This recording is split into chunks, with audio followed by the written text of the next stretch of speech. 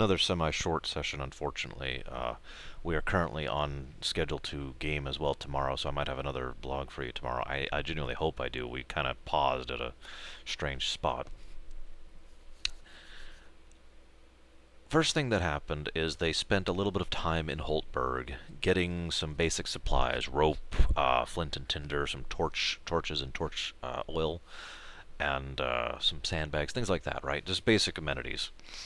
And they used the teleport scroll that was given to them by Bagan in order to go look for Berrigan and figure out what's going on in this island, see if they can find this artifact. They teleport and they show up on this place. Now I'm going to try and describe this place as a whole. The party encounters this. What happens is they start here and they decided that there's a large plateau visible to the north, dominates the whole north half of the island, right? They decided if this island is anything like the Vasey and Lassel, and they assume there is a connection here, that's going to be where what we need is. So we're going right there, and they just completely ignored everything else. No, wasn't really expecting that.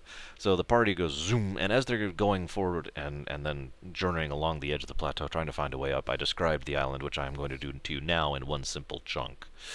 The island is much smaller than Vasey and Lassel by several factors, okay?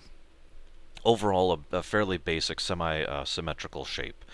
If this is the island, like I said, this plateau dominates the entire northern half here. It's very tall. It's actually got a couple of smaller plateaus attached to it, but the big one is right here. And there's basically no landmass at sea level up here, just the plateau.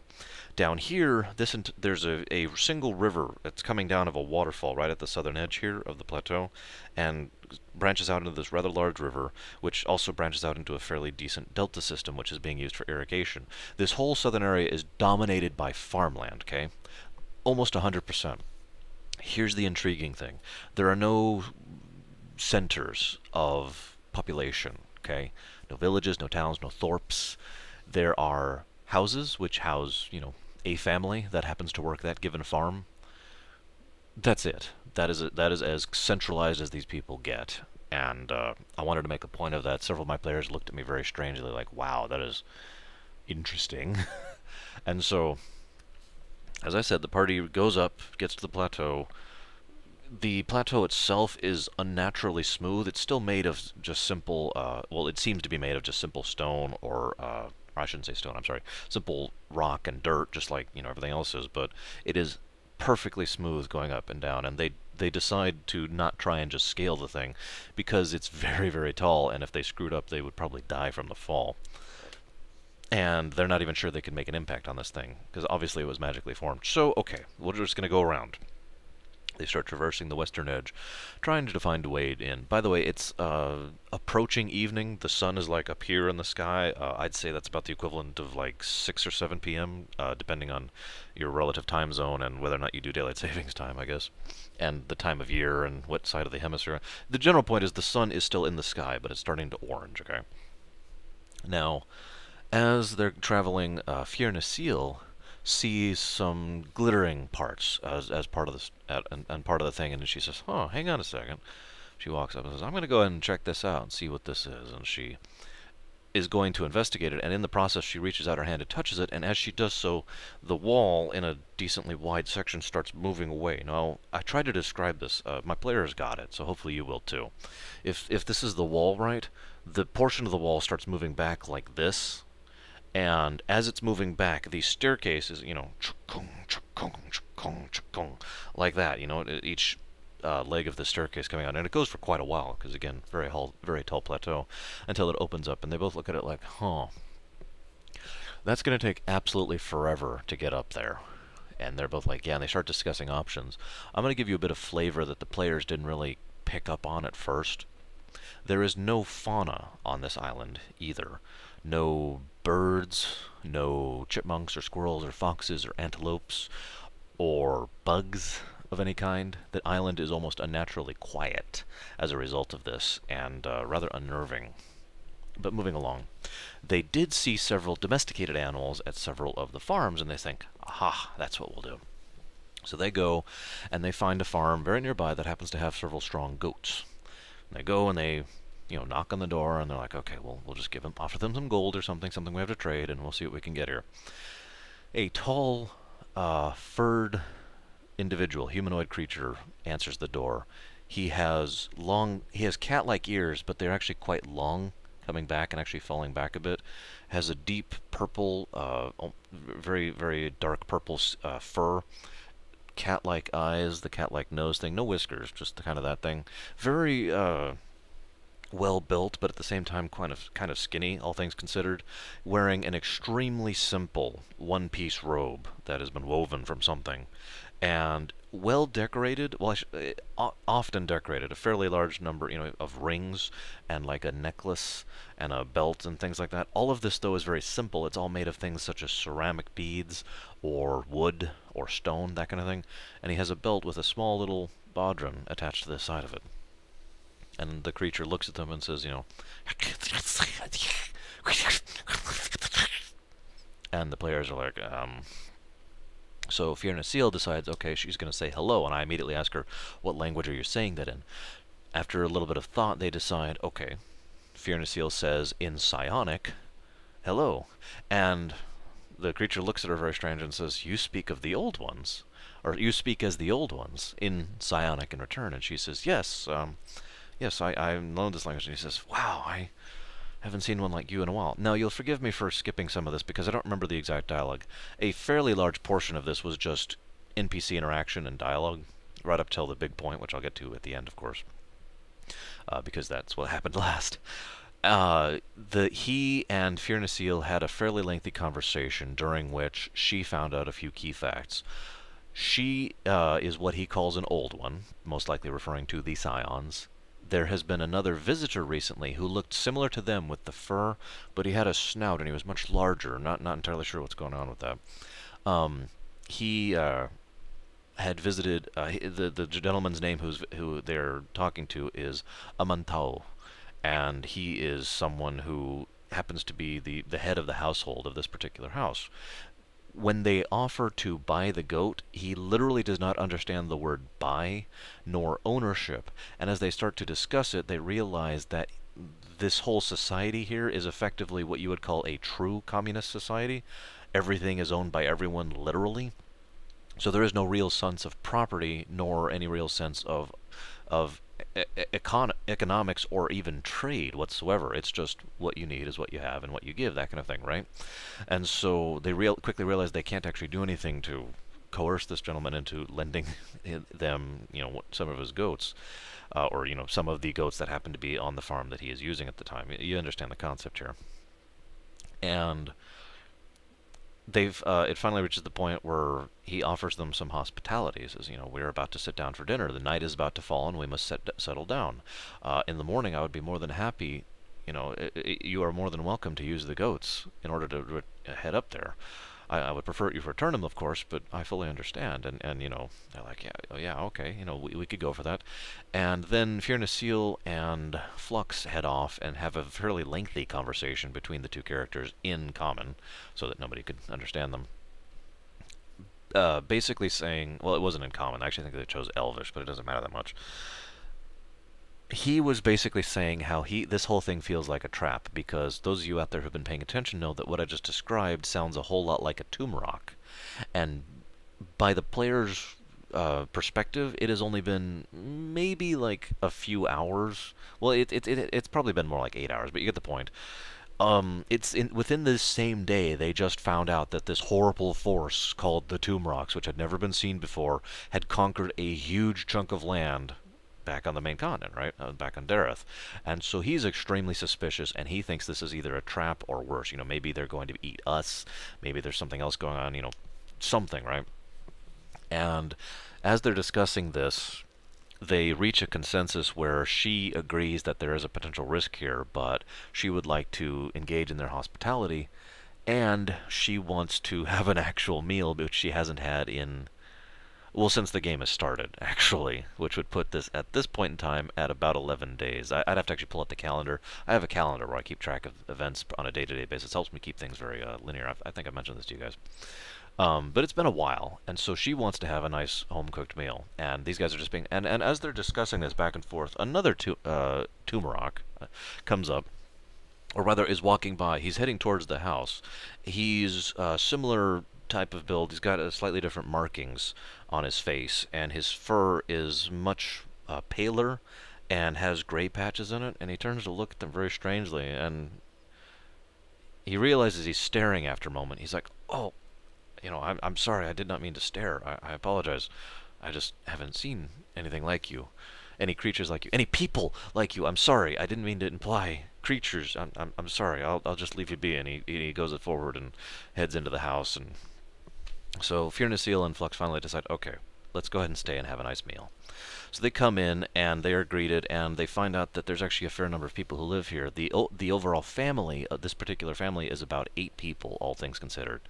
And there are actually 2 people from another family and 1 person from a third family who are simply visiting, and they find out that this whole visitation thing, I'm going to visit you, you visit me, and people just traveling to and from the different houses is actually quite common, and it's considered, good courtesy to be a decent host, have some food ready, have some good company, that kind of thing, right? They find out a little bit about their history as they start to talk to him, and the elder one, the one who had just come for, his name is Kamantao. Kamantao is someone who actually, the earlier individual that Amantao mentioned in passing was sent to in order to see if he could open a way up to the Forbidden Land. Now, the Forbidden Land has some serious issues.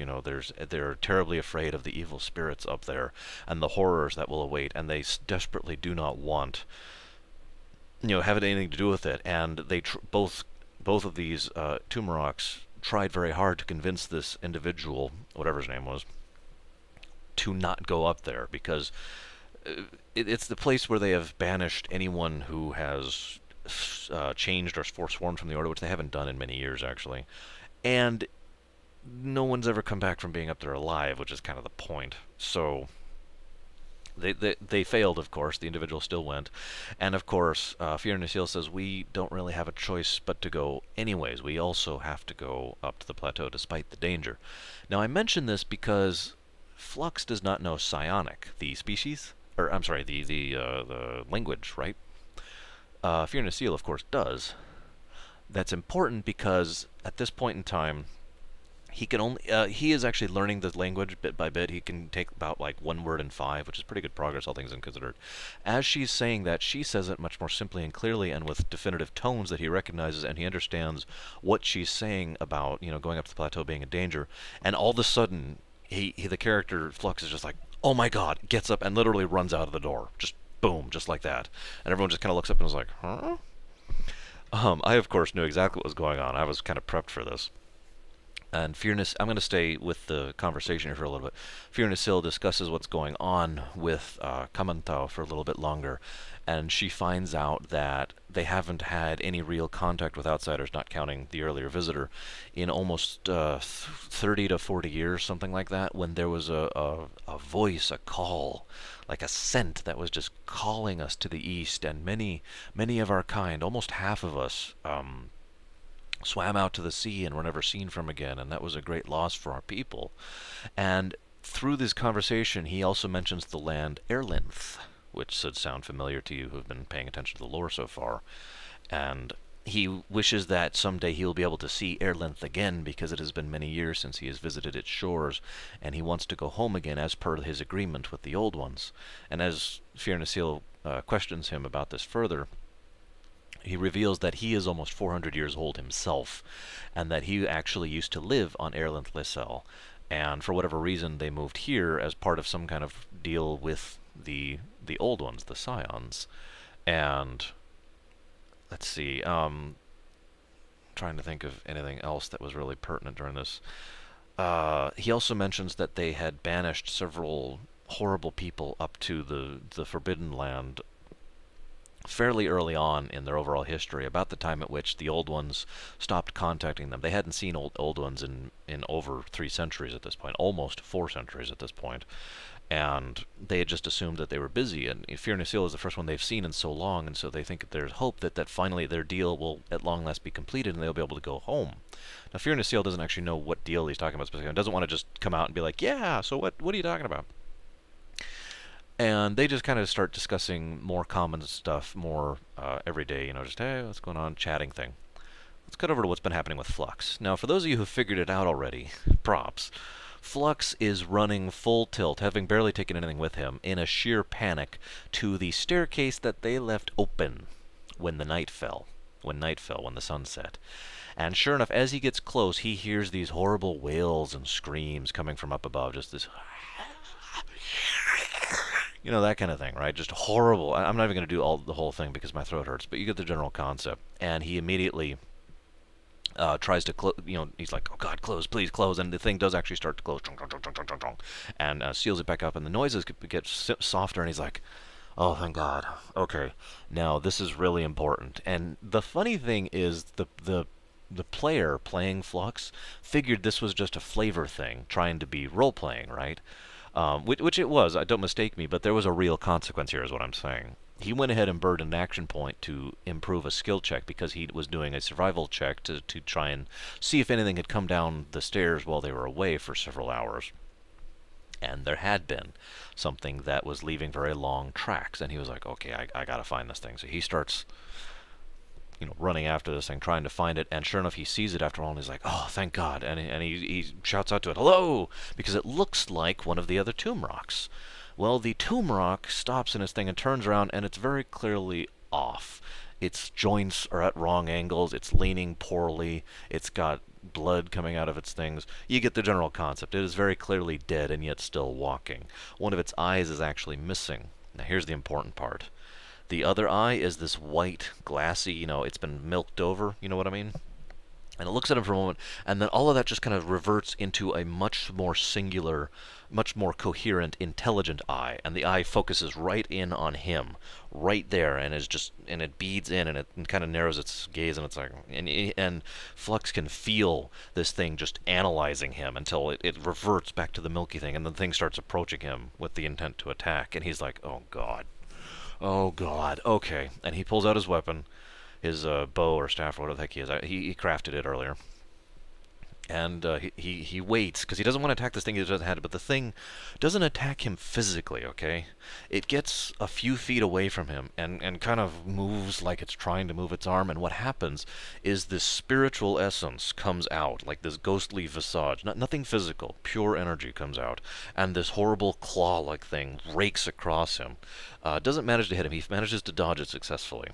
But he's like, okay, you got it, and he smacks it as hard as he can, successfully hits it, only takes one hit, and the thing's head flies off, and it shudders, the body that's left shudders horribly for a moment, and then basically spontaneously combusts, and this burst of this spirit energy that I just mentioned with the claw thing just goes, sears the nearby energy, actually damages him for a few hit points, and he's like, oh, God, what have I done? Yeah, he's at this point freaking out. The player's reactions were awesome because he's just like, oh my God.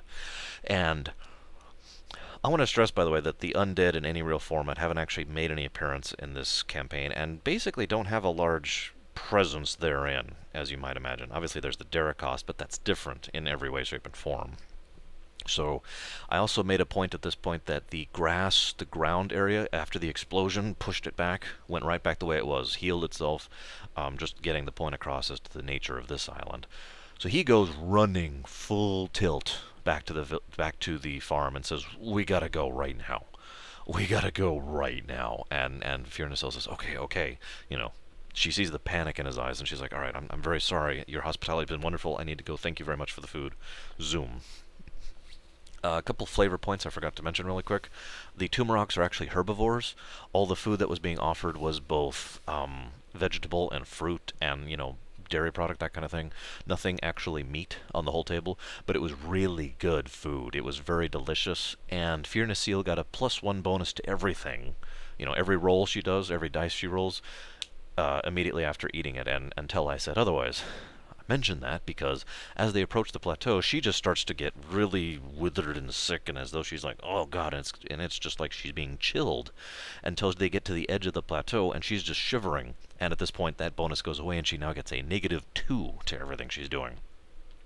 And he gets to the staircase. He's like, we got to get up there right now. There's something that saw me. He describes everything that happens. There's something that saw me. I have been seen. Something has identified me. We're in a hurry. And she says, okay, no, you don't understand. I'm having trouble walking right now. I am officially a liability. we need to park somewhere here. We can't go back to the other farms. We don't want to put them in danger if something tries to come after us. But we need to find some place nice and quiet, and get some rest until the daytime, because there was nothing here in the daytime. You know, none of these feelings, none of these horrible sounds were happening during the daytime. So we just need to wait till the sun rises, then we'll go up and try again. And they hashed out a bit, and they're like, okay. Now she goes and lays down. And as she's sleeping, she has this really vivid dream.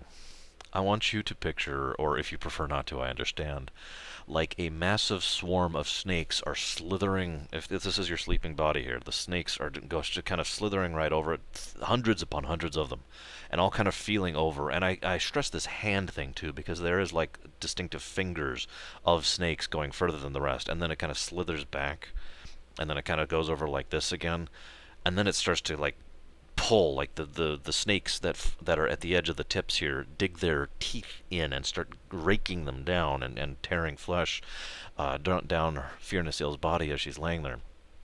And she hears this horrible voice that's talking in this very particular manner, and she can't actually understand the words it's saying. It's some language she's never heard before. But every tone and every syllable simply makes her shiver. And then she, you know, has the rest of her night, wakes up, and she's like, oh my god, that was like the second most disturbing dream I've had in the last month. Flux sleeps. He has no particular problem. Her negative, the sun rises, her negatives go away. They're not back to a +1, but, you know, she's back at 0, and they're like, okay, let's see what we can find. And they reopen the staircase, get on the goats that they did in fact grab, and they're like, okay, go all the way up to the top of the plateau. At the top of the plateau, what they see is what looks like very large, huge. The whole plateau is dedicated to like these massive sections of what looks like was supposed to be farmland. Now, obviously, it hasn't been tended in forever. But when I say farmland, I don't mean the simple, you know, you walk out there with a hoe and whatever tools you can operate with your hands thing. I'm talking industrial level, right? The kind of thing that you would see now in the modern age almost, you know. And the primary plateau is divided into 4 quadrants, and there's the 3 separate plateaus. All of them have farming sections on them too. And they look at it, and it's been segregated because each section is actually dug into the earth, and it has its own little trenches, you know, stuff like that. And of course there is that river I mentioned with the waterfall that goes to the very center of the place where there is a lake. And they're like, okay. And Fiornasil's like, hold up, I know we've you know, obviously they don't see anything up here. No undead, no spirits, no wailing, no feelings. It's just. So she's like, hold up, why are there only 3? Because they're in, like, if this is the main one, there's one up here, and one over here. There's nothing up here. And she's like, let's go find out what's going on. They travel around the edge all the way up here, and they look over the edge. Now, the main plateau comes up like this, right? This is extremely rough because I'm doing it with my hands. And I had sketches, of course, on the whiteboard. Love that whiteboard. And the mini plateaus come up to the same height, even though they're overall smaller this way. You follow me? So there was another, looks like a half-completed plateau. Looks like someone had been crafting it from the ground up, and it had only gotten about halfway up. And it was still in pieces. There were still parts of it that were just kind of arching up to the sky. And they both looked at it really carefully, and Flux did good enough on his awareness roll to see that there were several things that looked like graves, tombstones, memorials, you know, just really simple stuff, wooden and stone, that had been jutted in at the base at that plateau. And he just kind of goes, because it's his assumption that, well, Fiornasil is like, oh great, a lot of people died here to make this thing. And Flux says, no, unfortunately, I think something worse happened, because from what we've seen of the psionic people so far, they do not strike me as the kind of people who would leave graves for their slaves. And Fiornasil's like, and Flux is like, look, I'm sorry, I didn't mean you. I know you, sis. You're awesome, but what we've seen of your people has not been very awesome so far. And so they decide, okay, well, I think we've seen all we can see. Let's go ahead and head towards that lake, and let's hurry, because we're losing daylight. As they start heading towards it, the closer they get, the more it becomes obvious that there is this sound that sounds like an animal that is howling. And I want to stress my description of this very clearly. This howling in pain, in agony, is unceasing, as in no pausing for breath, No change or variation in overall tone, just this constant, unending scream of agony. You follow me? Like a wounded animal, except consistent and unending. The closer they get, the sooner they realize that that sound is coming directly from the center of the lake. Now, the lake here has these four. Well, it's like a cross bridge thing. You know, they're fairly wide, obviously wide enough for some kind of vehicles or caravans or whatever to go across, that lead towards the middle. And the middle has this very simple looking structure with a simple. I'd call it a door, but it's more like a passageway, you know, or a doorway. There's no actual door there; it's just open. And in front of that is standing a creature which looks very similar to the Tumorox in overall design, but instead of the fur is gray with some black flecked through it, and it has a long wolf snout with wolf ears instead of the rest. And they deduce very quickly that this is most likely Berrigan, the lycanthrope they have been sent to figure out what happened to him. He is the one screaming unceasingly. I want to try and describe him as best as I can, because this is actually kind of important. Now, his uniform, his very nice, you know, I'm adjutant of the Lady Airfall uniform, is completely torn to shreds, and there's bits and pieces of it all around him. But his body is decohesing. Certain parts of it aren't there, and instead there is just chunks of magical energy which are flaring about left and right. At certain points of it, you can see that his skin is split, and there are just these rays of energy and magic that are just pouring out of it. Most of his left eye isn't even there. Most of his left part of his face isn't even there, and it's just replaced by this amalgamation thing of energy and light. And you know, his whole body is like this. His whole body looks like it is being destroyed or compressed or something, and they try to figure out what's happening, and Flux finally comes across a theory, and rolls well on his skill check, and realizes that what he's staring at is a living creature, a living sentient creature that was woven. And what is happening is it is being magically torn apart, disintegrated, basically. Like I said, decohesed. And it's happening extremely slowly, which is why it is so monumentally painful. The lycanthrope in front of the Berrigan is likely completely and utterly mad at this point. Now, he approaches it carefully, you know, trying to be like, okay, you know, because he wants to help this guy. He really does. And he gets within about 15 feet, and I say, if you're going to go more than 15 feet, I want an intuit roll. And he's like, you know what, I'll take that as a sign right there. My spidey sense goes off. This is as close as I feel I can get. And the Berrigan just stares right at him, still screaming, hasn't stopped, still screaming bloody murder as he's staring right at him with his one good eye, and just this energy font coming out of the left side of his face.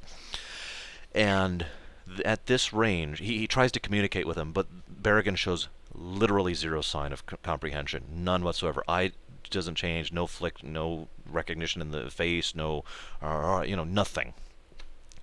However, at this range, Flux realizes that he can see something. Now, thus far I have talked about magical energy, elemental energy, and natural magic, which is the rare thing. That's the ley lines themselves and materia, and that's actually basically it, those two things, right? And, you know, artificial magic, which is all the stuff that everyone does, and of course, the ley line energy, you know, and of course the mundane, physical, right? The one thing I've only touched on in this session is the spiritual, the ghostly realm, spiritual, whatever you want to call it, right? Now, Flux is intelligent enough, and succeeded on his roll again, to put two and two together to understand, or at least have a concept of what he was seeing, because he saw it earlier with the corpse that attacked him with that spiritual essence of itself, and when it died, that essence also exploded. What Flux sees is these chains, barely visible. They're not actually physically visible, if you understand. I mean, they sort of are, but they're kind of chaining this creature to the spot, to this general area. And just looking at these chains causes Flux tremendous pain and discomfort. Just staring at them is just, oh. Now, this is actually the end of the session. They stopped right before the boss fight. To my dismay, I really do hope we get to play tomorrow. But I wanted to share something that I just thought was kind of cool. The guy who plays Flux actually was giving me applause. And was just like, "You're incredible, dude. You're awesome. I can't believe you did this." And I'm like, "What?" And he's like, "This is absolutely incredibly horrifying. This is one of the most horrific things I've ever seen you do." And I'm like, "Well, thanks." And he's like, "No, let me explain." And the way he explained it was that most people do not like to use squick in their campaigns, and I am like that as well. I do not allow squick in my stories. Period. End of statement. You know, these are my worlds, and I disallow that. The end, right?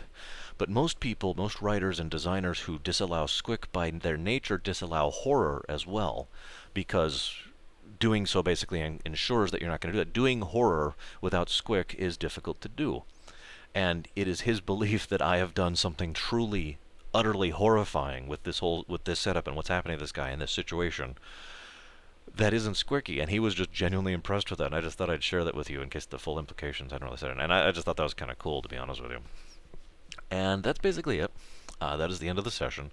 I really do hope we get to play tomorrow, because I really want to get into this boss fight and the dungeons that I spent quite a bit of time last week designing. Now, I want to add something right here at the end. Several of you, of course, already know this. I am at least probing the field, trying to poke my way into doing a D&D blog like this for the online D&D group that I am also trying to make happen. Most of the players are in favor of it. My 2 players who doing the live campaign very much are in favor of it. They very much want to hear what's happening about it. And the general idea is that this is one canon, one setting, one story, if you follow me.